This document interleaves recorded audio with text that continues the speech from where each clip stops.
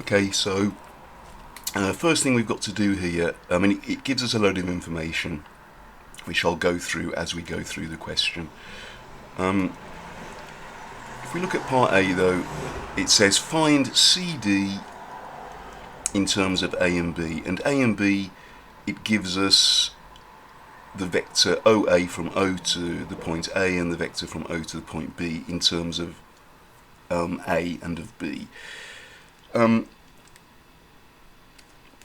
What we can do is if we're trying to find CD, if we start by looking at this triangle here, okay, the triangle OCD, then we can see that if we go from O to C and then from C to D, that's the same as going from O to D. Okay. So, and if we rearrange that, we can say that CD, which is the vector we're trying to find, is the vector OD minus the vector OC. Okay, but we're given the vectors OC and OD. So OD, it tells us, is 2/3 of OB, and OC, it tells us, is 1/3 of OA. But it also gives us the vectors OA and OB in the question. So that's going to be 2/3 of 3B, and that's going to be 1/3 of OA, which is 2A. So if we multiply these out, we're going to get 2B minus 2/3 A. And there we have part A. Now part B, and I'll rub off my shading here. Right. Okay. Now part B, it tells us the point P is such that ODBP is a straight line. So there's no, the lines don't start going off at a different angle, it's all a straight line. And vitally, it also tells us that AP, this line here, is parallel to the line CD. And that's very important. Now, before we start doing this to try and find what OP is, we need to look at the diagram, and because OP is a straight line, and because AP is parallel to CD, what that means is that that little triangle that I shaded in before, OCD, triangle OCD, is going to be similar to triangle OAP. And the reason it's similar is because they've both got the same angle here. That angle's common to both triangles. This angle here is going to be the same as this angle here, because CD is parallel to AP. And also, this angle here is going to be the same as this angle here, because this is a straight line, and again CD is parallel to AB. So these two triangles have the same three angles in them, which means they are similar. Okay, now I'll just rub out where I've marked the angles again. Okay, so I'll put on that they are parallel though. Parallel, parallel. So because they are similar triangles, we can say that OC, the length OC divided by the length OA, yeah, so the length here divided by the length OA has got to be the same as CD divided by AP. Okay. Right, but we know that OC is a third of OA, and the vector OC is a third of the vector OA, and because these points are on the same line, that means that the length of OC must also be a third of OA. So OC over OA we know has got to be equal to a third, and that's got to be the same as CD over AP. Okay, now what that means is that the line CD is a third of the line AP. Okay,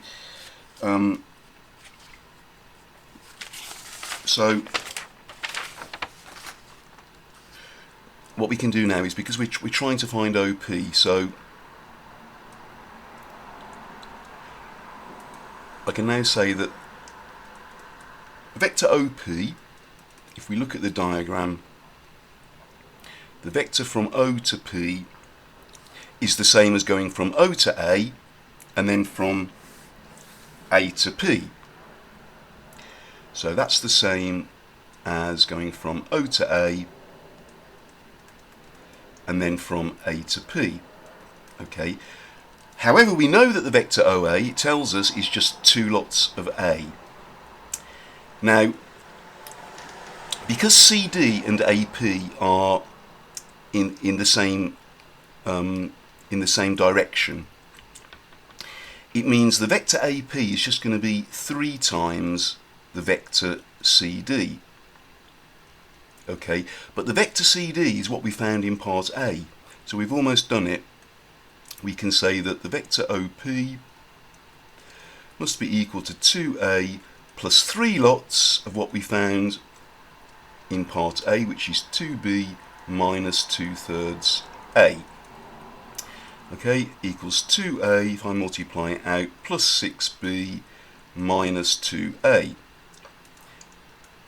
And we should be relieved to find that the A's cancel out, meaning we've got that OP equals 6B, which is what we wanted, because it says it wants OP in terms of B, and we've done it. OP is just 6B.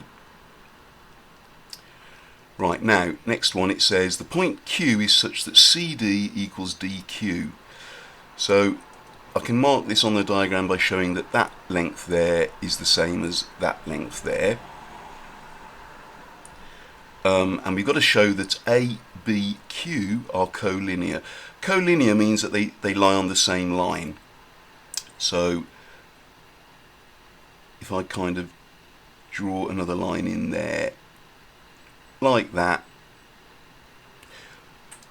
what we've got to show is that these points here are on the same straight line. The line doesn't go bending off when it gets to B. It's the same straight line. And what we can do is, if we get a vector equation for AB and another vector equation for the line BQ, if we can show that one of those is a scalar multiple of the other, then we've done it. We've shown that ABQ are collinear, or in other words, they lie on the same straight line. So what we need to do is get an expression for AB. Now, if we look at the triangle OAB, I'm running out of space a bit. I'm gonna have to do it here. So part C, notice that OA plus AB is equal to the vector OB. Okay, and remember, we're trying to get an expression for the vector AB, so the vector AB is going to equal OB minus OA. Right, but we know that OB, it tells us, is just 3B. Okay, and we know that OA is 2A. So, and there we have an expression for AB. What we need to do now is to get an expression for the vector BQ. So the vector BQ equals BD plus dq. So all we're doing is, to get from B to Q, we're going from B to D and then from D to Q. Okay. Now the vector BD it tells us that if we go from O to D, that's 2/3 of going from O to B. Okay, so, and we know that from O to B is 3B. So if O to D is 2/3 of that, that's going to be 2B, and it means that from D to B is going to be 1B, or just B. However, we're going in the opposite direction, so it's going to be minus B. Okay, now DQ, because we know that the length DQ is the same as the length CD, it tells us that